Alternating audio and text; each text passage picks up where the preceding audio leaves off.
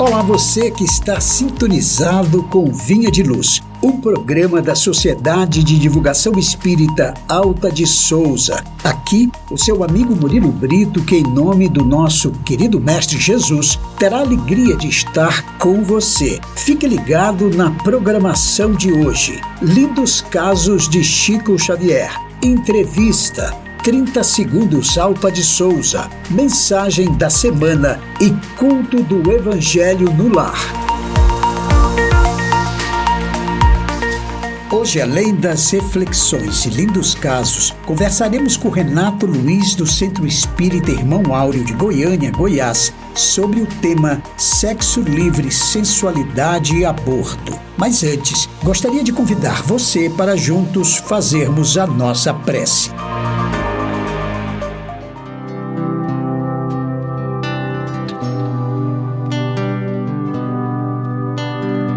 Amigo Jesus, no silêncio desta prece, quero elevar o pensamento e te agradecer por tudo que temos de bom e também as coisas que nos acontecem que não são tão boas. Tudo na nossa vida é aprendizado. Que o Senhor continue nos abençoando. Abençoa aqueles que nos ouvem, os seus lares e familiares queridos, e que o teu amor seja uma luz a nos guiar, hoje e em todos os dias das nossas vidas.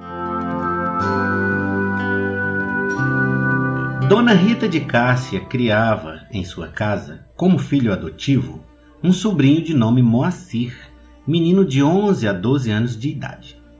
Moacir trazia larga ferida na perna, quando a dona da casa mandou chamar Dona Ana Batista, antiga benzedeira da localidade denominada Matuto, hoje Santo Antônio da Barra, nos arredores de Pedro Leopoldo.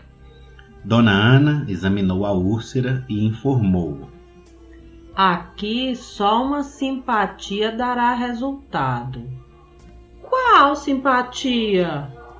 Uma criança deve lamber a ferida por 3 sexta-feiras continuada, pela manhã e em jejum.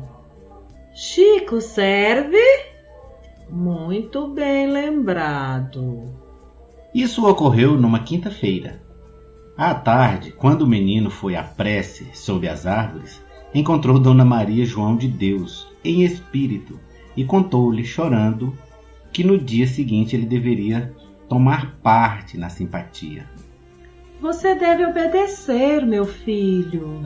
A senhora acha que eu devo lamber a ferida do Moacir? Mais vale lamber feridas do que fazer aborrecimentos nos outros. Você é uma criança e não deve contrariar sua madrinha, Chico. E a senhora crê que isso poderá curar o doente? Não, isso não é remédio, mas dará bom resultado para você mesmo, porque sua obediência dará tranquilidade à sua madrinha, Chico. E vendo que o menino hesitava, continuou: seja humilde, meu filho. Se você ajudar a trazer a paz de que precisamos, você lamberá a ferida e nós faremos o remédio para curá-la. No outro dia, Chico obedeceu à ordem. Na sexta-feira seguinte, repetiu a estranha operação e a úlcera desapareceu. Quando lambeu a ferida pela terceira vez, viu o espírito de sua mãe sorridente ao seu lado. Estático, viu-a abraçar Dona Rita, e Dona Rita, transformada, acariciou-o pela primeira vez e disse-lhe bondosa: muito bem, Chico, você obedeceu direitinho, louvado seja Deus. E depois de 2 anos de flagelação, o Chico teve a felicidade de passar uma semana inteira sem garfadas e sem vergonhas.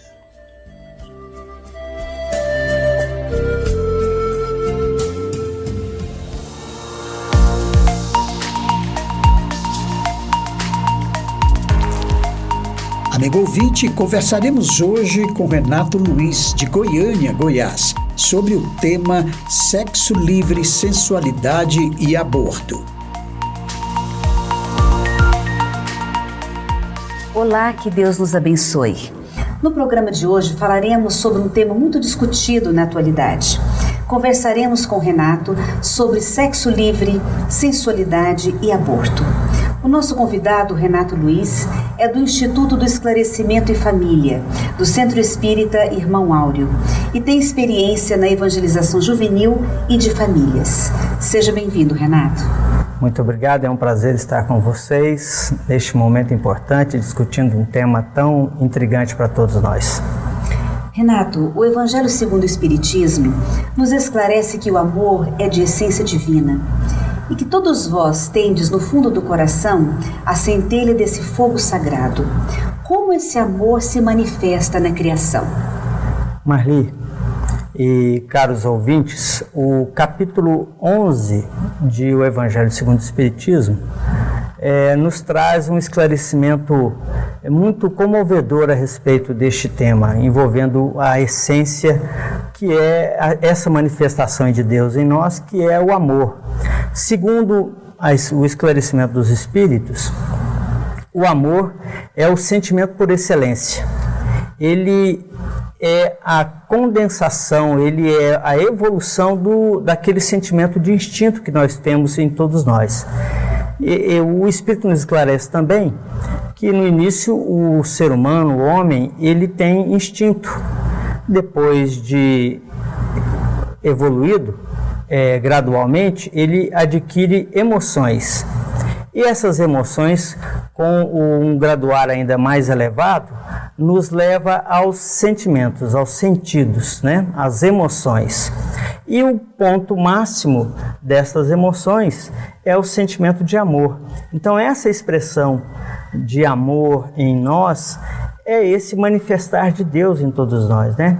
Não este amor que a gente comumente ouviu e ouve falar, mas sim esse amor de essência divina mesmo, esse que condensa todos os sentimentos em favor daquele sentimento, inclusive de altruísmo, da pessoa abrir mão daquilo que seria até mesmo essencial para si, em favor e em benefício do próximo, né?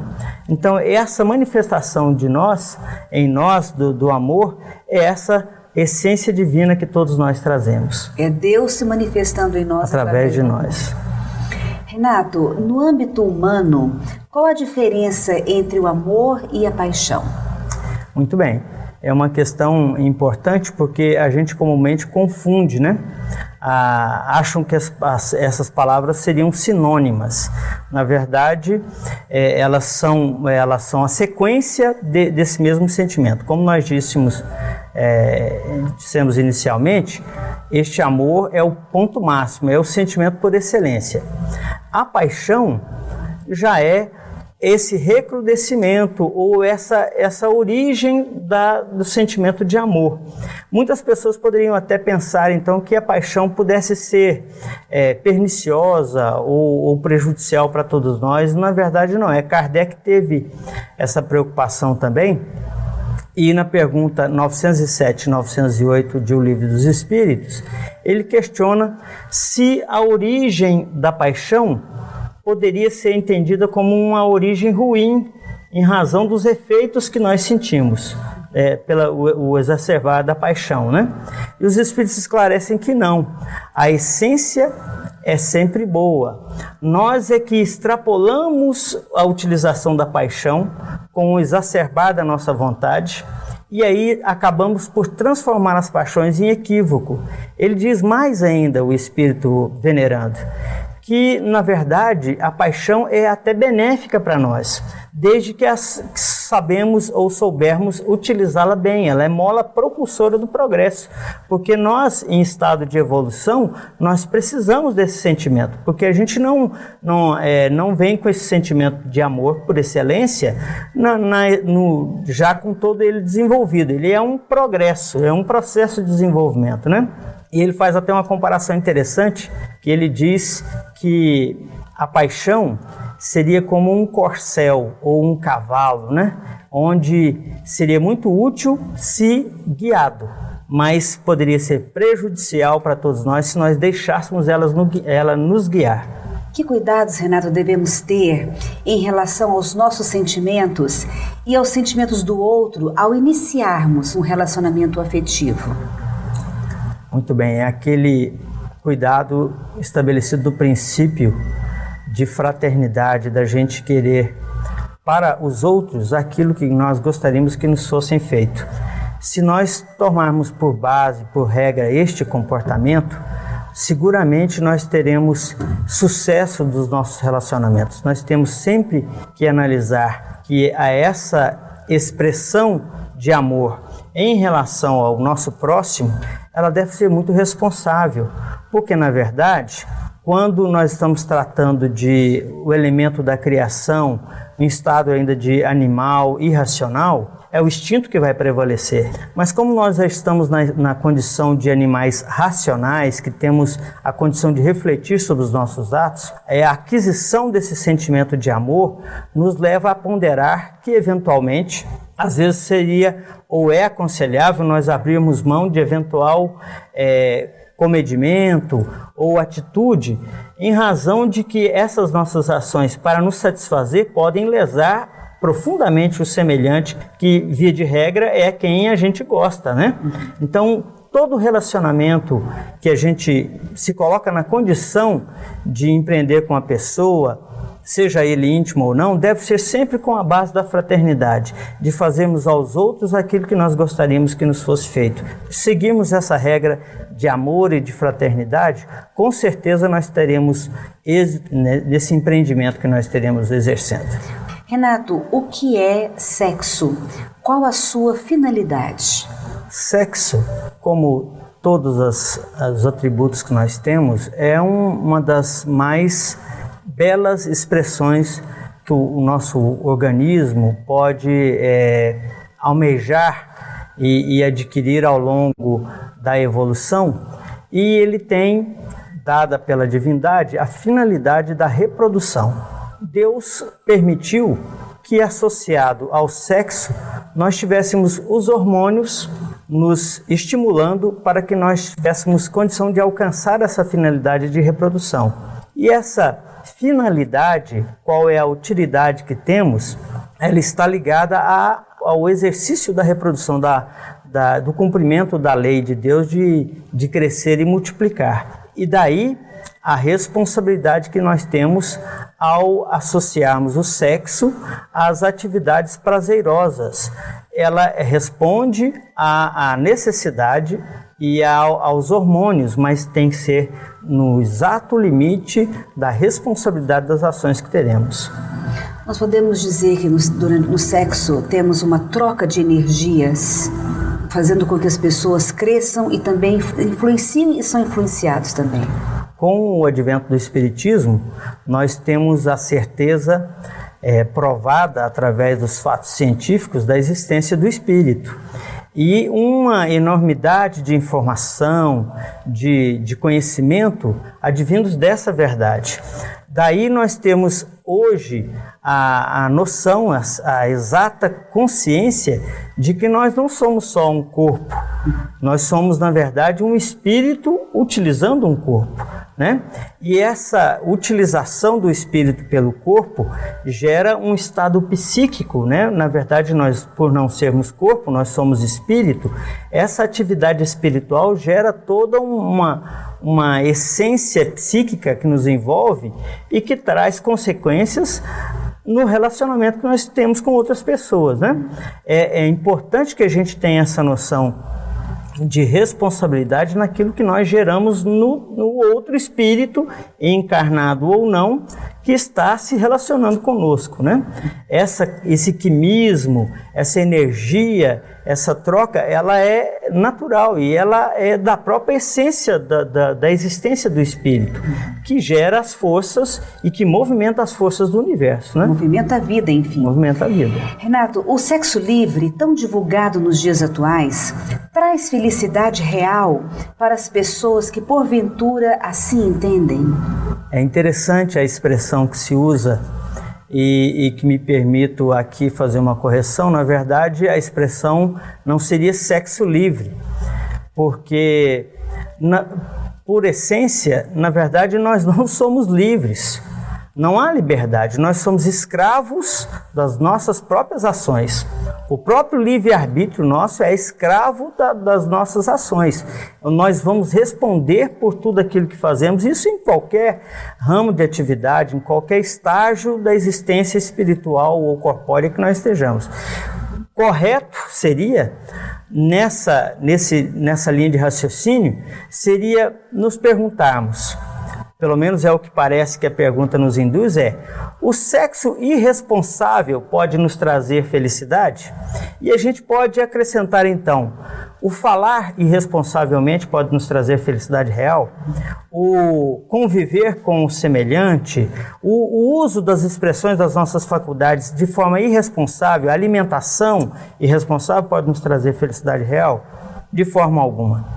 Não há como o sexo utilizado de forma irresponsável fugir à regra, que é a regra básica, natural da lei de Deus, que é a da ação e reação. Nós seremos responsáveis por atos irresponsáveis que pratiquemos, seja na vida sexual, seja em qualquer atitude que nós estejamos tomando em nossa vida, né?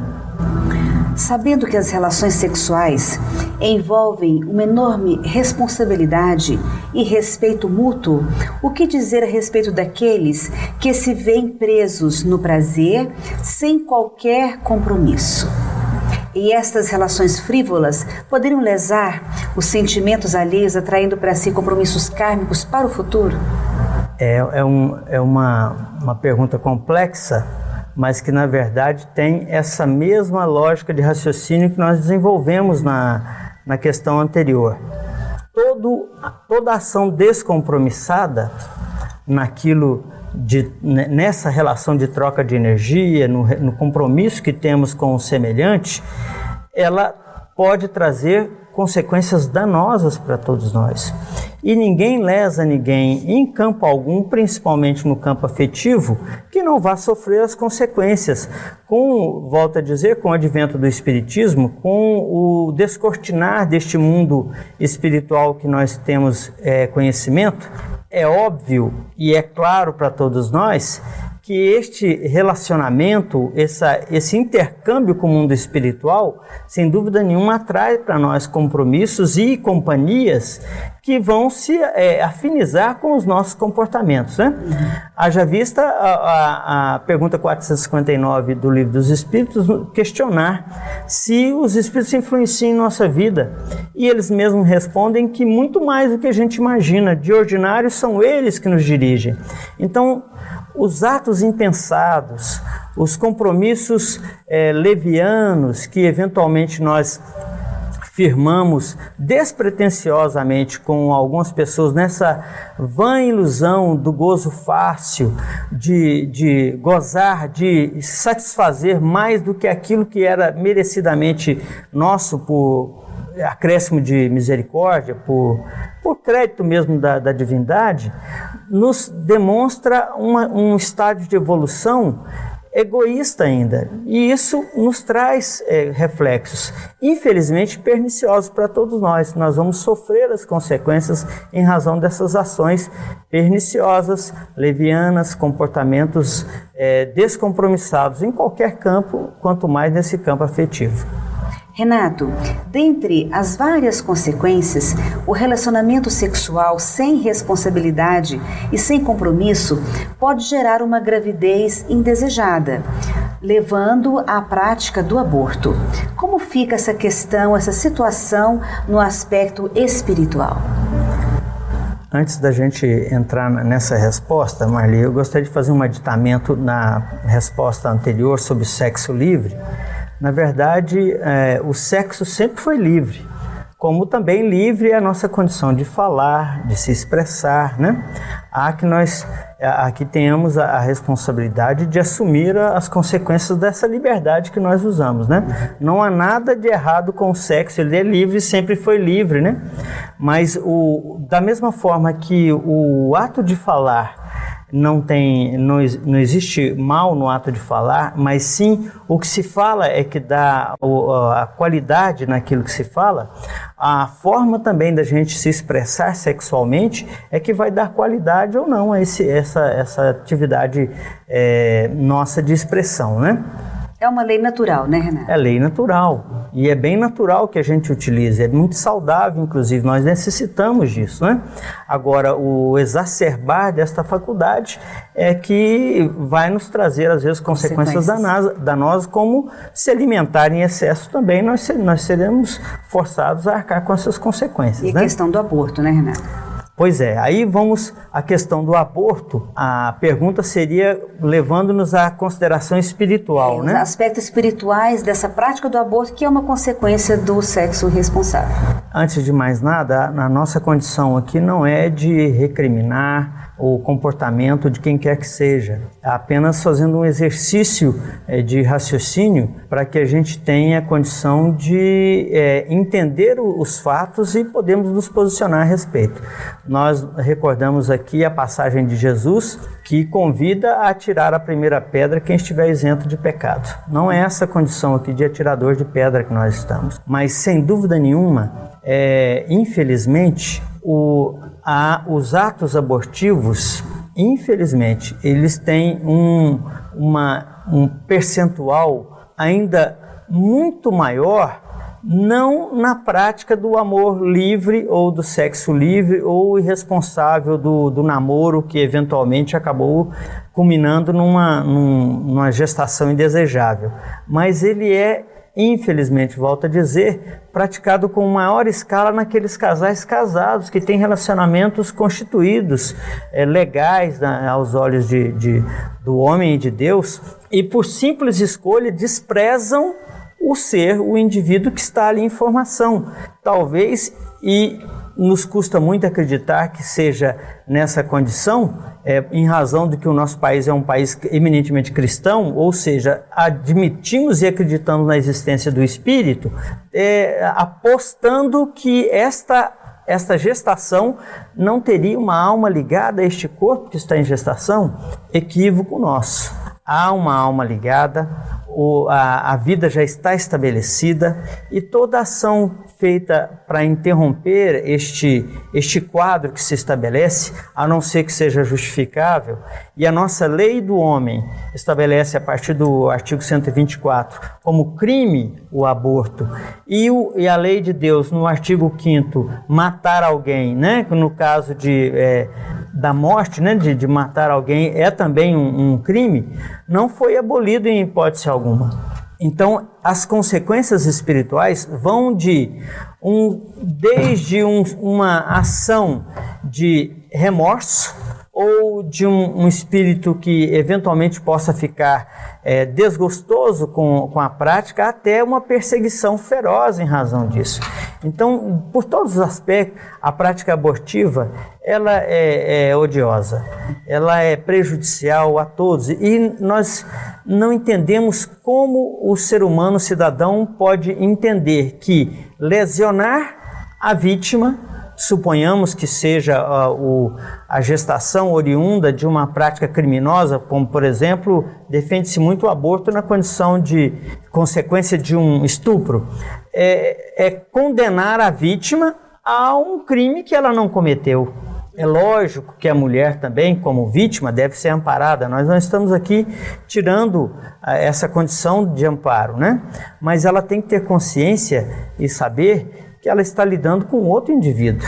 Ela não pode se arvorar na condição de eliminar essa vida, de cometer um erro para encobrir um outro erro. São todas as duas práticas odiosas, né? São todas lastimáveis, e que o esclarecimento através do conhecimento, através da ciência, que a própria ciência do homem já nos apresenta essa condição de vida, né? Que não é razoável a interrupção desta vida apenas por este argumento. Segundo o espírito Emmanuel, no livro Vida e Sexo, psicografado por Chico Xavier, ninguém lesa ninguém no campo afetivo sem assumir sérios compromissos para si mesmo. Quais seriam as consequências espirituais do sexo irresponsável e como, Renato, fazer para canalizar as energias sexuais? As consequências são essas que nós apresentamos, é lógico, de forma sucinta na resposta anterior, e aquelas de que nós iremos resgatar compromissos, com certeza. A lei de ação e reação, de causa e efeito, ela é uma lei natural que todos nós estamos sujeitos a ela, nós estamos submetidos a ela. E com certeza nós iremos sofrer as consequências dessas ações. E eu convido todos vocês a lerem algumas obras espíritas, como por exemplo Paulo Estevão, do mesmo autor mediúnico aí, né? E ainda o livro Francisco de Assis de Miramês, que relatam para nós 2 exemplos de almas vitoriosas neste campo, onde tiveram a oportunidade de utilizar bem as energias sexuais na prática da caridade, no exercício do amor e principalmente no respeito ao próximo. Não há necessidade, no estágio em que nós nos encontramos, de que a gente tenha abstenção compulsória, porque muitas vezes a pessoa vive em abstenção, mas é uma abstenção tumultuada, né? Que ao invés de ajudar, acaba prejudicando, né? Se você quiser saber mais sobre as atividades realizadas na Casa Espírita, acesse o site www.ocentroespírita.com. Agradecemos a presença do Renato conosco hoje e ficamos por aqui. Que a paz do Cristo esteja em nossos corações. Você ouviu a entrevista com Renato Luiz de Goiânia, Goiás, sobre o tema Sexo Livre, Sensualidade e Aborto.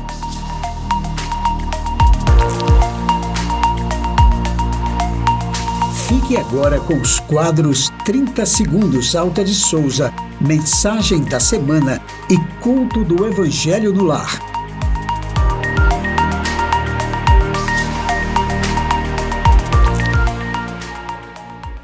Você sabe qual é o índice de mortalidade materna no Brasil?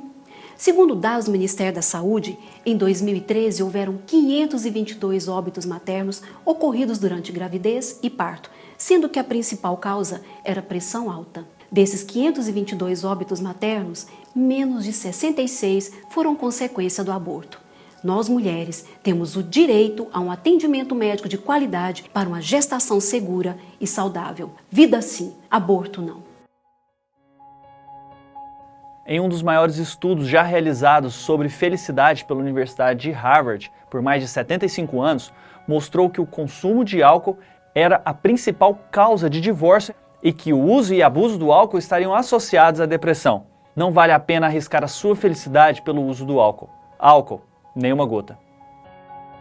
A divulgação de dados distorcidos e imprecisos sobre o número de abortos realizados no Brasil, com projeções exorbitantes, desvia o foco das reais causas de mortalidade materna. Procuram dar uma falsa legitimidade para a criação de políticas públicas que legalizem o aborto no Brasil, a pretexto de melhorar os dados da saúde da mulher. Vida sim, aborto não. Tem o homem o direito de dispor da sua vida? Não, só a Deus assiste esse direito. O suicídio voluntário importa numa transgressão desta lei. Se você pensa em suicídio, se você se sente triste, sozinho, desamparado, desesperado, peça ajuda. Procure tratamento médico e psicológico. Procure tratamento espiritual em um centro espírita. Ore, peça ajuda a Deus e ao seu anjo da guarda. Suicídio nunca. Conheça o Espiritismo.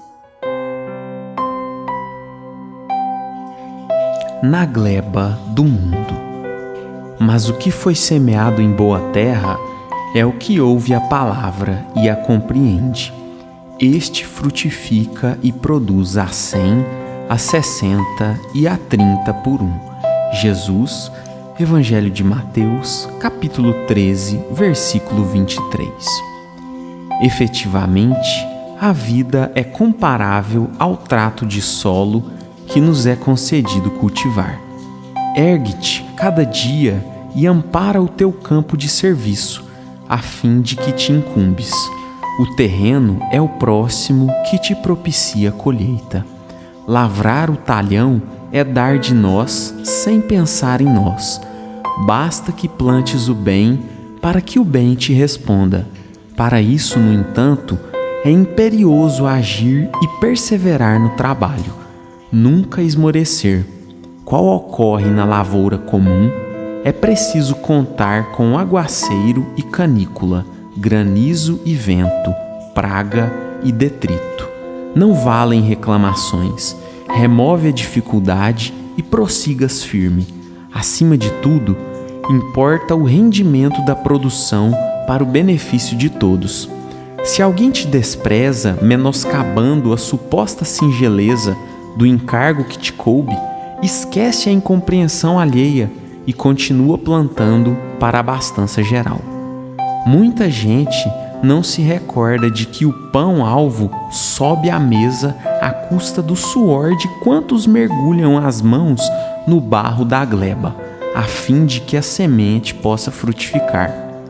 Quando essa ou aquela pessoa te requisite a descanso, sem que a tua consciência acuse fadiga, não acredites nessa ilusão. A ferrugem do ócio consome o arado muito mais que a movimentação no serviço. Trabalha e confia, na certeza de que o Senhor da obra te observa e segue vigilante. Não duvide nem temas. Dá o melhor de ti mesmo, a seara da vida, e o divino lavrador, sem que percebas, perdurará nas frondes do teu ideal a floração da esperança e a messe do triunfo. Mensagem do livro Ceifa de Luz, psicografia de Francisco Cândido Xavier, pelo Espírito Emmanuel.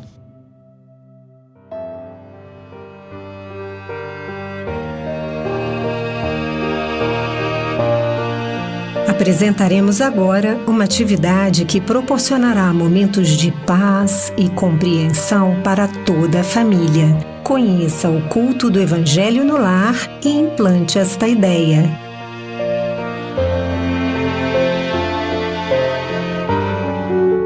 Por quê? Para quê? Como e quando realizar o culto do Evangelho no lar? Respostas a essas e a tantas outras questões daremos neste quadro baseado no Evangelho segundo o Espiritismo e na obra Paz em Casa, Paz no Mundo, Culto do Evangelho no Lar, ambos da editora Alta de Souza. Siga conosco. Respondendo às perguntas por que e para que realizar o culto do Evangelho no lar, o Espírito Teresa de Brito, no livro Vereda Familiar, nos diz: o lar sofre a carência do Cristo, vivo e ativo, em suas engrenagens em processo de emperramento. A família padece a falta dessa divina presença em sua ação cotidiana.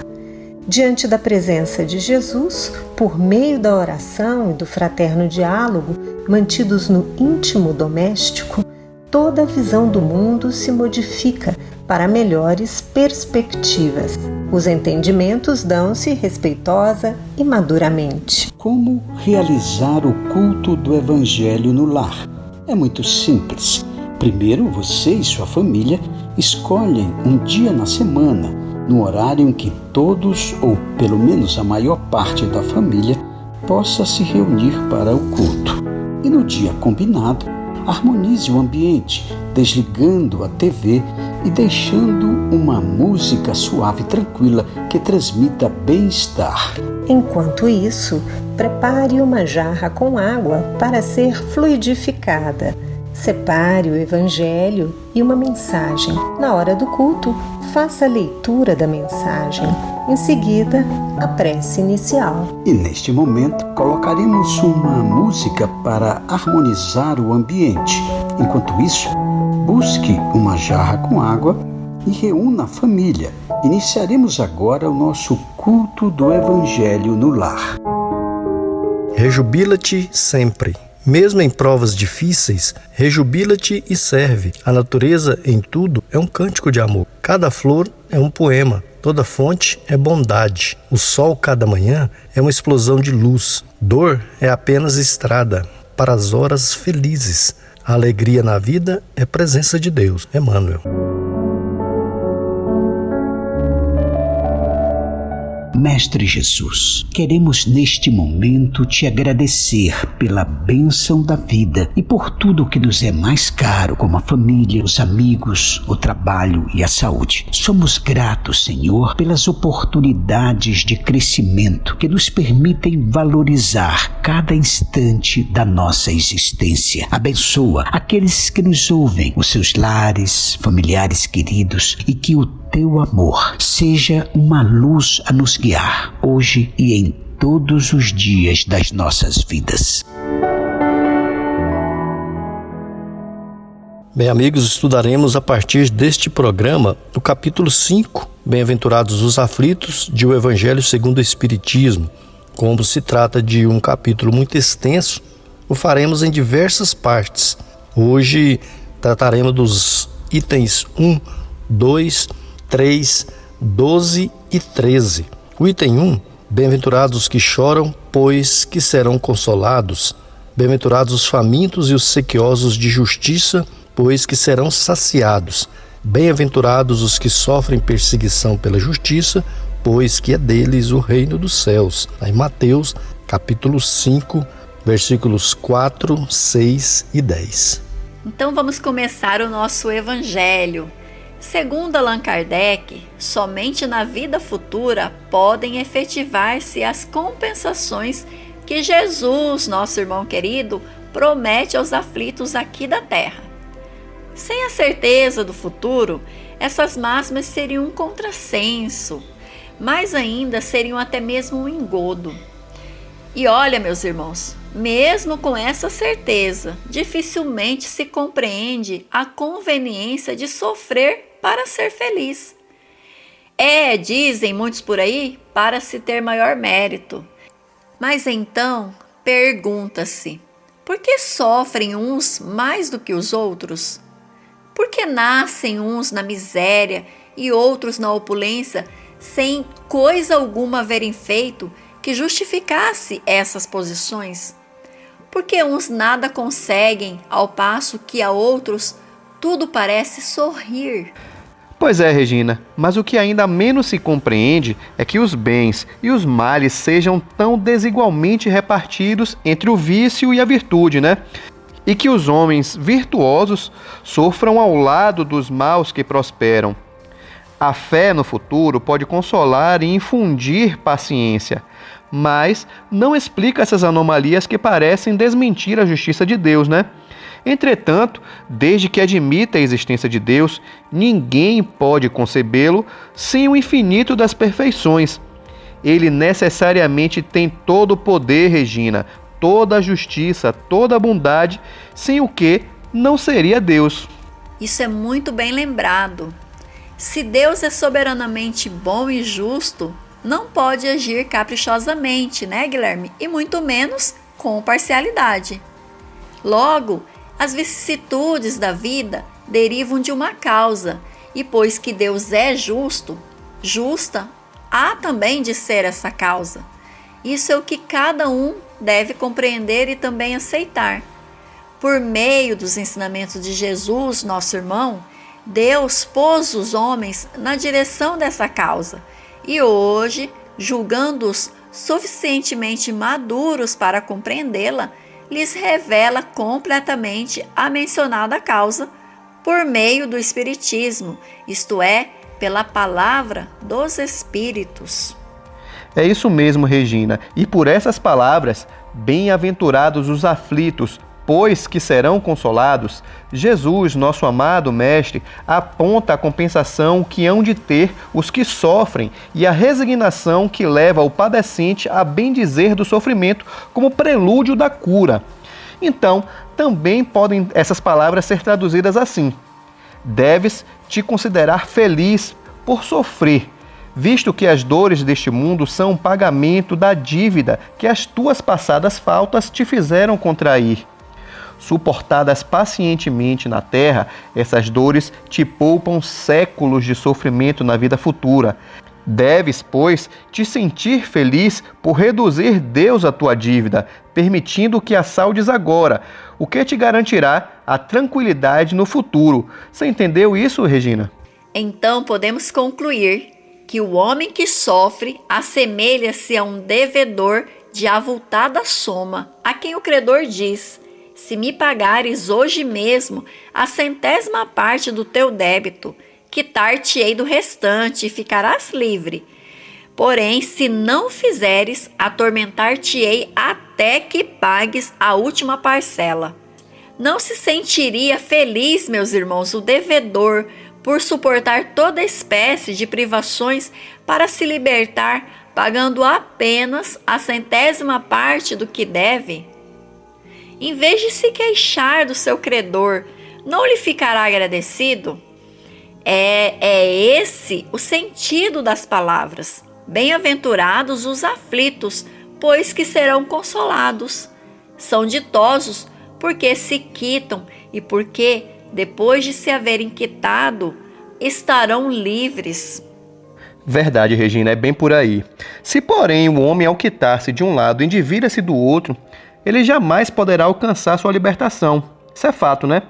Mas e se murmurarmos nas aflições, se não as aceitarmos com resignação e como algo que devemos ter merecido, se acusarmos a Deus de ser injusto, nova dívida contraímos que nos faz perder o fruto que devíamos colher do sofrimento.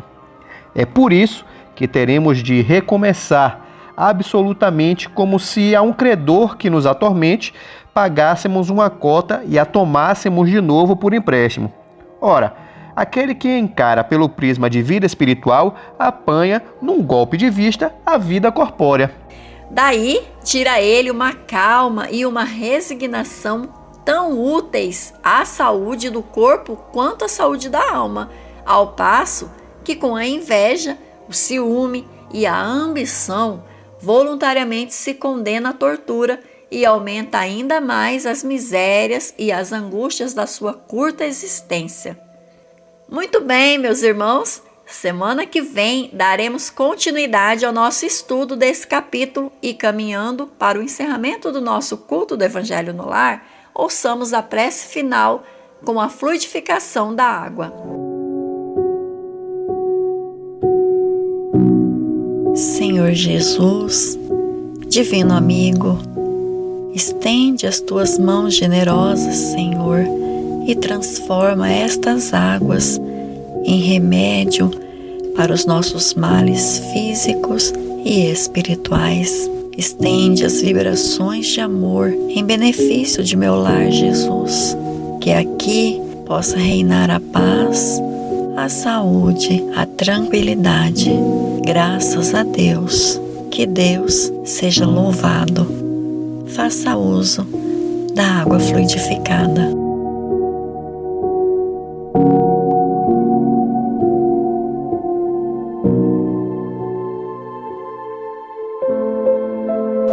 Se você quiser conhecer sobre a campanha mundial do Evangelho em Casa, acesse globaljesus.net. Gostaríamos de agradecer a participação e as vibrações de todos, lembrando que na semana que vem estaremos aqui conversando sobre um novo trecho do Evangelho segundo o Espiritismo, no quadro Culto do Evangelho no Lar. Implante esta ideia. Até lá, amigos!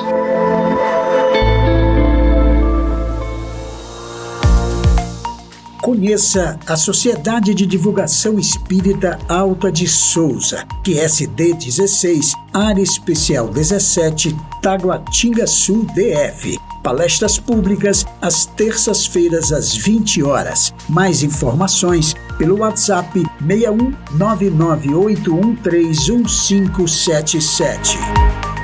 Caro ouvinte, chegamos ao final do Vinha de Luz, um programa da Sociedade de Divulgação Espírita Alta de Souza. Obrigado pela sua companhia amiga e até o próximo programa.